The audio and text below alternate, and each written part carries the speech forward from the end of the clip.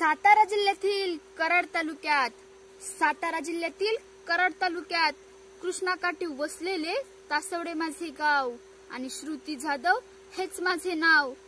छत्रपतींच्या पदस्पर्शांनी पावन झालेल्या या अहोरात्र सीमेवर आपल्या प्राणाची आहुती देणाऱ्या त्या वीर जवानांना माझा मानाचा मुजरा। मी यशवंत हायस्कूल कराडची विद्यार्थिनी श्रुती जाधव आज आपणासमोर विषय मांडत आहे महाराष्ट्राचे माजी मुख्यमंत्री स्वर्गीय यशवंतरावजी चव्हाण यांचे कणखर व आदर्श नेतृत्व। उडत्या पाखरांना परतीची तमा नसावी, उडत्या पाखरांना परतीची तमा नसावी, नजरेत सदा नवी दिशा असावी। घरट्याचे काय आहे अहो, घरट्याचे काय आहे, बांधता येईल केव्हाही, पण क्षितिजाच्या पलीकडे झेप घेण्याची जिद्द मात्र असावी, जिद्द मात्र असावी।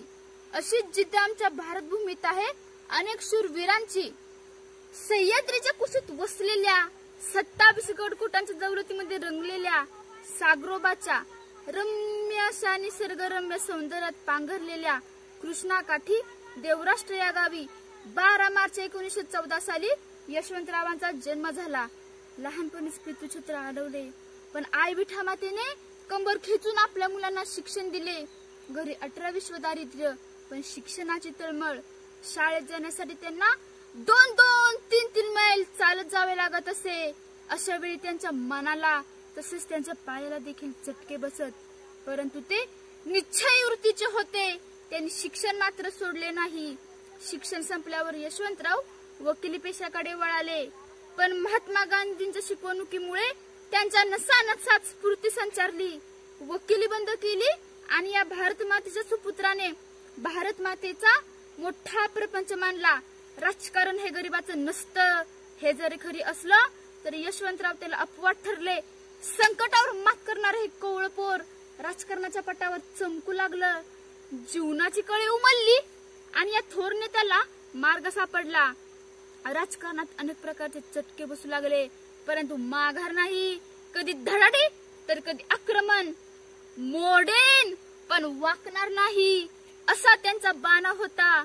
पूज्य विठा मातेचा आशीर्वाद घेऊन कौल्या भांडवलावर विधानसभेच्या रिंगणात ते विजयी झाले। राजकीय जीवनाचा खरा शुभारंभ झाला। त्यास तडा जाऊ न देता एक एक पद कुशलतेने सांभाळीत यशवंतराव महाराष्ट्राचे नेते झाले। खरी कसोटी लागली ती संयुक्त महाराष्ट्र वेळी। महाराष्ट्र व गुजरात हे एक राज्य, पण ते वेगळे करण्यामागे यशवंतरावांचा सिंहाचा वाटा। अरे महाराष्ट्र वेगळा केला आणि प्रतिशिवाजी ही पदवी जनतेने त्यांना बहाल केली, म्हणूनच तर त्यांना नव महाराष्ट्राचे शिल्पकार असे म्हणतात। त्यांची आई विठाई माऊली त्यांना सतत म्हणायच्या, नका बाळांनो डगमगू, चंद्र सूर्यावरील जाईल डगू, नका बाळांनो डगमगू, चंद्र सूर्यावरील जाईल डगू। संकट येतील नि निघून जातील, संकट येतील नि निघून जातील। त्याचप्रमाणे काही एक घडले। 1962 साली चीनने भारतावर आक्रमण केले। भारताची पिछेहाट झाली। जनतेने आवाज दिला, पंडितजी संरक्षण मंत्री बदला। मोठ्या आशेने त्यांनी यशवंतरावांवर संरक्षण मंत्र्याची जबाबदारी सोपवली। हा निर्लय छातीचा खंदावीर आपल्या मायभूमीसाठी धावून गेला। यशवंतरावांनी दिलेली जबाबदारी यशस्वीपणे पार पाडली, म्हणूनच तर त्यांना नव महाराष्ट्राचे शिल्पकार असे म्हणतात। नव महाराष्ट्राचे शिल्पकार असे म्हणतात। 1965 साली झालेल्या भारत पाकिस्तान युद्धात पाकचा पराभव झाला। भारताची मानवतावादी व शांततावादी भूमिका यशवंतरावांनी सर्व जगाला दाखवून दिली। उद्याचा महाराष्ट्र असे होते आमचे यशवंतराव। ज्याप्रमाणे घार हिंडते आकाशी तिचे चित्त पिल्लांपाशी, ज्याप्रमाणे घार हिंडते आकाशी तिचे चित्त पिल्लांपाशी, त्याप्रमाणे साहेब कार्य करीत दिल्लीत, पण मन मात्र महाराष्ट्राच्या अखेरीपर्यंतच। असा हा तळमळीचा धुरंधर नेता होता। महात्मा गांधीजींच्या वधानंतर ब्राह्मणाची घरे जाळली गेली। त्याच्या पुनर्वसनासाठी शासनाने दिलेली कर्जे माफ केली। नवबौद्धांना मागासवर्गीय सवलती दिल्या। खेडे हे केंद्र मानून कृषी औद्योगिक क्रांतीचा पाया भक्कम केला। महाराष्ट्र मोठा व्हावा हे यशवंतरावांचे स्वप्न होते, म्हणून ते सतत म्हणायचे, महाराष्ट्र मेला तो कोण जगेल, महाराष्ट्र जगला म्हणून कोण जगेल. असा हा जाणता नेता म्हणजे जनतेचा नेता हे तर आपल्याला माहितच आहे. यशवंतराव म्हणजे रसिकराज होते, शारजी दरबारातील उत्कृष्ट लेखक होते हे त्यांच्या कृष्णाकाठ पुस्तकावरून दिसून येते. आपल्या वक्तृत्व शैलीवरून जनतेच्या हृदय सिंहासनावर ते आरूढ झाले होते. हा जाणता नेता म्हणजे जनतेचा नेता होता.